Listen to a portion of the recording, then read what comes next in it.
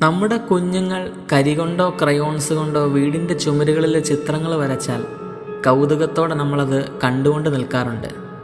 എന്നാൽ ഇതേപോലെ അയൽവക്കത്തെ വീട്ടിലെ കുട്ടി വന്ന് നമ്മുടെ വീടിൻ്റെ ഭിത്തിയിൽ വരച്ചാൽ ഒരു പക്ഷേ ആദ്യത്തെ പ്രതികരണമായിരിക്കില്ല നമ്മുടെ ഭാഗത്തു നിന്നും ഉണ്ടാവുക. നമുക്കൊത്തിരി ദേഷ്യം തോന്നാൻ സാധ്യതയുണ്ട്. അതിന് കാരണം ഒന്നേ ഉള്ളൂ, വരച്ചത് എൻ്റെ കുഞ്ഞല്ല, വല്ലോടത്തുനിന്ന് വന്ന ഒരു കുട്ടിയാണ്. എന്നെ സംബന്ധിച്ച് അവൻ എനിക്ക് ആരുമല്ല. പ്രിയപ്പെട്ടവരെ, നമ്മുടെ കുട്ടി വരയ്ക്കുമ്പോൾ തെറ്റായി തോന്നാത്തത് എന്തുകൊണ്ടാണ്? ഒറ്റ കാരണമേ ഉള്ളൂ, നമ്മുടെ കുട്ടിയെ നമ്മൾ ഒത്തിരി സ്നേഹിക്കുന്നുണ്ട്. അവൻ്റെ കലാപരമായ കഴിവുകൾ വർദ്ധിക്കട്ടെ, അവൻ്റെ ഭാവന വളരട്ടെ, അവൻ സന്തോഷിക്കട്ടെ, അവൻ വരച്ചു പഠിക്കട്ടെ എന്നൊക്കെ നമ്മൾ ചിന്തിക്കും. എത്ര വട്ടം വേണമെങ്കിലും ക്ഷമിക്കാൻ നമുക്ക് മടിയുണ്ടാകില്ല. വീണ്ടും വീണ്ടും നമ്മൾ ക്ഷമിച്ചുകൊണ്ടേയിരിക്കും. കാരണം നാം അവരെ സ്നേഹിക്കുന്നുണ്ട്. നമ്മൾ സ്നേഹിക്കുന്നവരുടെ തെറ്റുകൾ ക്ഷമിക്കാൻ നമ്മൾ തന്നെ പല വഴികളും കണ്ടുപിടിച്ചുകൊണ്ടേയിരിക്കും. നമ്മളുമായി ഒരു ബന്ധവുമില്ലാത്ത ഒരു വ്യക്തി തെറ്റ് ചെയ്യുമ്പോൾ എങ്ങനെയാണ് സ്നേഹപൂർവ്വം നമുക്ക് ക്ഷമിക്കാനായിട്ട് കഴിയുക? പുതുതായിട്ട് ചാർജ് എടുത്ത വികാരിയച്ഛൻ ആദ്യം തന്നെ പള്ളിയിൽ വരാത്ത ആളുകളെല്ലാം അന്വേഷിക്കുവാനായിട്ട് തുടങ്ങി. അച്ഛൻ്റെ ഉപദേശം സ്വീകരിച്ച് ഒരുവിധം എല്ലാവരും പള്ളിയിൽ വരാനായിട്ട് തുടങ്ങി.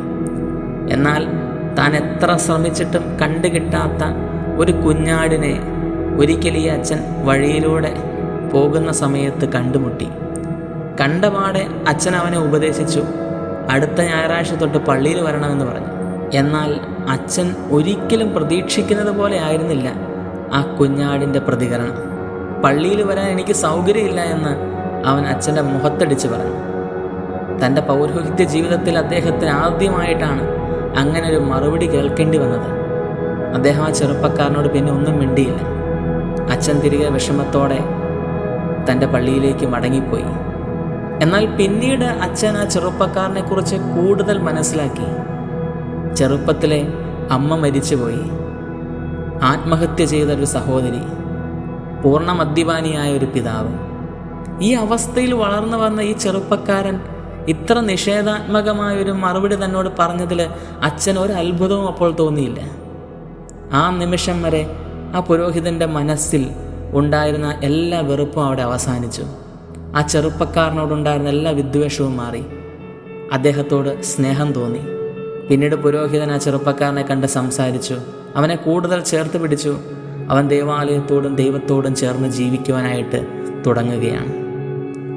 നമുക്ക് മുറിവുകൾ തരുന്ന, നമ്മളെ വേദനിപ്പിക്കുന്ന, നമ്മുടെ ആരുമല്ലാത്ത മനുഷ്യരെയെല്ലാം നമുക്ക് എങ്ങനെയാണ് സ്നേഹിക്കാനായിട്ട് കഴിയുക? നമ്മെ മുറിപ്പെടുത്തുന്നവരെല്ലാം ഒത്തിരി മുറിവേറ്റവരാണെന്ന തിരിച്ചറിവ് നമുക്കുണ്ടാകുമ്പോൾ അവരും സ്നേഹിക്കപ്പെടാൻ യോഗ്യരാണെന്ന് നമുക്ക് മനസ്സിലാകും. അങ്ങനെ പൂർണ്ണമായി നമുക്ക് അവരോട് ക്ഷമിക്കാനായിട്ട് സാധിക്കും. 1 കൊരിന്ത്യർ 13:4 ഭാഗ്യവാനായ പൗലോസ്ലീഹ പറയുന്നു, സ്നേഹം ദീർഘക്ഷമയുള്ളതും ദയയുള്ളതുമാകുന്നു. ക്ഷമ ഉത്ഭവിക്കേണ്ടത് സ്നേഹത്തിൽ നിന്നാണ്. എങ്കിൽ മാത്രമേ നമുക്ക് ആത്മാർത്ഥമായിട്ട് ക്ഷമിക്കാനായി കഴിയുകയുള്ളൂ. സ്നേഹത്തിൽ നിന്നല്ലാത്ത ക്ഷമയെല്ലാം തന്നെ വ്യാജമാണ്. നമ്മുടെ കർത്താവ് നമ്മളെ സ്നേഹിച്ചു. ആ സ്നേഹത്തിൽ നിന്നാണ് അവൻ നമ്മുടെ എല്ലാ തെറ്റുകളും ക്ഷമിച്ചത്.